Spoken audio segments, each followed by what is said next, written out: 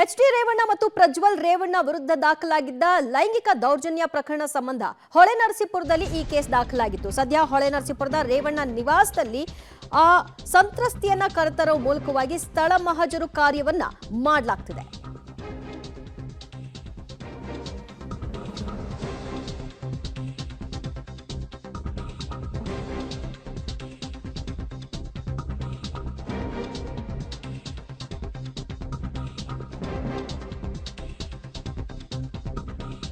H D. Revanna ಮತ್ತು ಪ್ರಜ್ವಲ್ ರೇವಣ್ಣ ವಿರುದ್ಧ ಲೈಂಗಿಕ ದೌರ್ಜನ್ಯ ಕೇಸ್ ದಾಖಲಾಗಿದೆ. ಸದ್ಯ ಹೊಳೆನರಸೀಪುರದ ರೇವಣ್ಣ ನಿವಾಸದಲ್ಲಿ ಸ್ಥಳ ಮಹಜರು ಕಾರ್ಯವನ್ನ ಇವತ್ತು ನಡೆಸ್ತಾ ಇದ್ದಾರೆ. ಸಂತ್ರಸ್ತಿಯನ್ನ ಕರೆತಂದು ರೇವಣ್ಣ ಮನೆಯೊಳಗೆ ಮಹಜರನ್ನ ಮಾಡಲಾಗ್ತಾ ಇದೆ.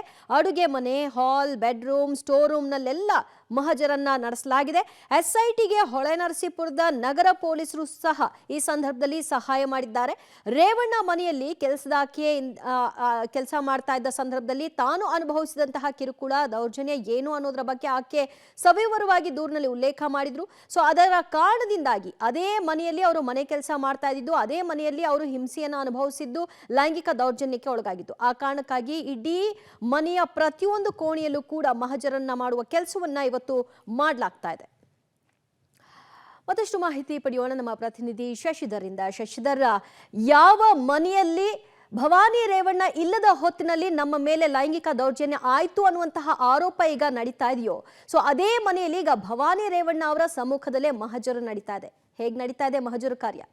ಮಮತಾ, ಏಪ್ರಿಲ್ 28ರಂದು ಹೊಳೆನರಸೀಪುರ ನಗರ ಪೊಲೀಸ್ ಠಾಣೆಗೆ ಸಂತ್ರಸ್ತ ಮಹಿಳೆಯೊಬ್ಬರು ಏನು ಮಾಜಿ ಸಚಿವ ಎಚ್.ಡಿ. ರೇವಣ್ಣ ಹಾಗೂ ಅವರ ಪುತ್ರ ಸಂಸದ ಪ್ರಜ್ವಲ್ ರೇವಣ್ಣ ಅವರ ಮೇಲೆ ಲೈಂಗಿಕ ಕಿರುಕುಳ ಆರೋಪವನ್ನು ದೂರನ್ನು ನೀಡಿರ್ತಾರೆ. ಅದಾದ ಬಳಿಕ ಆ ಕೇಸ್ ಎಸ್ಐಟಿಗೆ ವರ್ಗಾವಣೆ ಆಗುತ್ತೆ. ಈಗ ಎಸ್ಐಟಿ ತನಿಖೆಯನ್ನು ಚುರುಕುಗೊಳಿಸಿ ಇಂದು ಸುಮಾರು 12 ಗಂಟೆ ಸಮಯಕ್ಕೆ ಸಂತ್ರಸ್ತ ಮಹಿಳೆಯನ್ನು ಈಗ ಹೊಳೆನರಸೀಪುರದ ಎಚ್.ಡಿ. ರೇವಣ್ಣ ಅವರ ಚನ್ನಂಬಿಕಾ ನಿವಾಸಕ್ಕೆ ಕರೆದುಕೊಂಡು ಬಂದಿರುವುದು ಈಗ ನಾವು ದೃಶ್ಯದಲ್ಲಿ ಗಮನಿಸಬಹುದು. ಇದು ಹೊಳೆನರಸೀಪುರದಲ್ಲಿರ್ತಕ್ಕಂತಹ ಎಚ್.ಡಿ. ರೇವಣ್ಣ ಅವರ ಚನ್ನಂಬಿಕಾ ನಿವಾಸ. ಈ ನಿವಾಸದ ಬೆಡ್ರೂಮ್, ಸ್ಟೋರ್ ರೂಮ್ ಹಾಗೂ ಅಡುಗೆ ಮನೆಯಲ್ಲಿ ನನಗೆ ಲೈಂಗಿಕ ಕಿರುಕುಳವನ್ನು ನೀಡಿದರು ಅಂತ ಹೇಳಿ ಆ ಸಂತ್ರಸ್ತ ಮಹಿಳೆ ದೂರನ್ನು ನೀಡಿರ್ತಕ್ಕಂಥವು. ಈಗ ಆ ಎಲ್ಲ ಕಡೆನೂ ಸಂತ್ರಸ್ತ ಮಹಿಳೆಯನ್ನು ಕರೆದೊಯ್ತಕ್ಕಂತಹ ಎಸ್ಐಟಿ ತಂಡ ಸ್ಥಳ ಮಹಜರು ಹಾಗೂ ಹೇಳಿಕೆಯನ್ನು ದಾಖಲಿಸಿಕೊಳ್ತಾ ಇದೆ. ಪ್ರಮುಖವಾಗಿ ಯಾವ ಸಂದರ್ಭದಲ್ಲಿ, ಯಾವ ಸಮಯದಲ್ಲಿ ಅವರು ಲೈಂಗಿಕ ಕಿರುಕುಳವನ್ನು ನೀಡಿದರು ಅಂತ ಹೇಳಿ ಸಂತ್ರಸ್ತ ಮಹಿಳೆಯಿಂದ ಹೇಳಿಕೆಯನ್ನು ಪಡಿತಾ ಇರೋದೆ. ಆ ಮಹಿಳೆ ದೂರಿನಲ್ಲಿ ಹೇಳುವ ಪ್ರಕಾರ ಭವಾನಿ ರೇವಣ್ಣವರು ಇಲ್ಲದಂಥ ಸಂದರ್ಭದಲ್ಲಿ ನನ್ನ ಮೇಲೆ ಲೈಂಗಿಕ ಕಿರುಕುಳವನ್ನು ನೀಡ್ತಿರು ಅಂತ ಹೇಳಿದರು. ಆದರೆ ಇಂದು ಭವಾನಿ ರೇವಣ್ಣ ಅವರ ಸಮ್ಮುಖದಲ್ಲೇ ಈಗ ಸ್ಥಳ ಮಹಜರು ಹಾಗೂ ತನಿಖೆಯನ್ನು ನಡೆಸ್ತಾ ಇರ್ತಕ್ಕಂಥದ್ದು. ಸ್ಥಳೀಯ ಪೊಲೀಸರು ಸಹ ಎಸ್ಐಟಿ ತಂಡಕ್ಕೆ ಸಹಕಾರವನ್ನು ನೀಡಿದ್ದಾರೆ. ಅಲ್ಲದೆ ಆ ಹೇಳಿಕೆ ಏನು ಹೇಳ್ತಾ ಇದ್ದಾರೆ ಸಂತ್ರಸ್ತ ಮಹಿಳೆ, ಅವೆಲ್ಲವೂ ಸಹ ವಿಡಿಯೋ ಕ್ಯಾಮ್ರಾದಲ್ಲಿ ರೆಕಾರ್ಡ್ ಆಗ್ತದೆ. ಅಲ್ಲದೆ ಆ ಹೇಳಿಕೆಯನ್ನು ಲಿಖಿತವಾಗಿಯೂ ಸಹ ದಾಖಲು ಮಾಡಿಕೊಳ್ಳಲಾಗ್ತದೆ.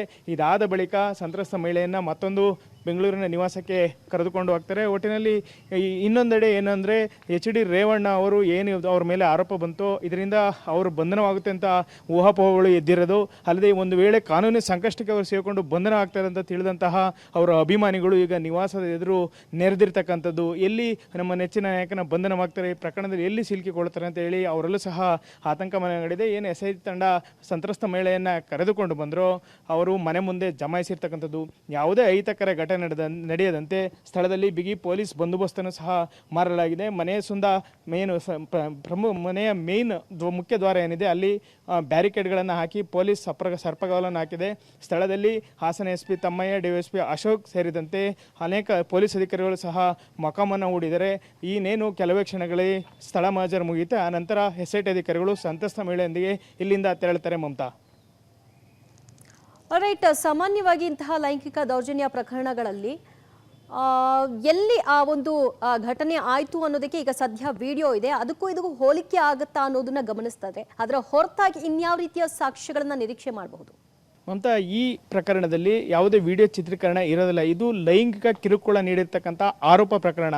ಬೇರೆ ಅಶ್ಲೀಲ ವಿಡಿಯೋಗಳು ಏನು ವೈರಲ್ ಆಗಿತ್ತೋ ಆ ಸ್ಥಳಗಳನ್ನು ಹಾಸನ ನಗರದ ಸಂಸದರ ನಿವಾಸದಲ್ಲಿ ಆ ಸ್ಥಳಗಳಲ್ಲಿ ಏನು ಸ್ಥಳ ಮಹಜರು ನಡೆಸಲಾಗುತ್ತೆ. ದಿವ್ಯಾ, ಈಗಾಗಲೇ ಹಾಸನ ನಗರದ RC ರಸ್ತೆಯಲ್ಲಿರ್ತಕ್ಕಂತಹ ಸಂಸದರ ನಿವಾಸದಲ್ಲಿ ನನ್ನ ಮೇಲೆ ಅತ್ಯಾಚಾರ ನಡೆದಿತ್ತು ಅಂತ ಹೇಳಿ ಸಂತ್ರಸ್ತ ಮಹಿಳೆ ದೂರನ್ನು ನೀಡಿದರೆ ನನಗೆ ಕೊಲೆ ಬೆದರಿಕೆಯನ್ನು ಹಾಕಲಾಗಿತ್ತು.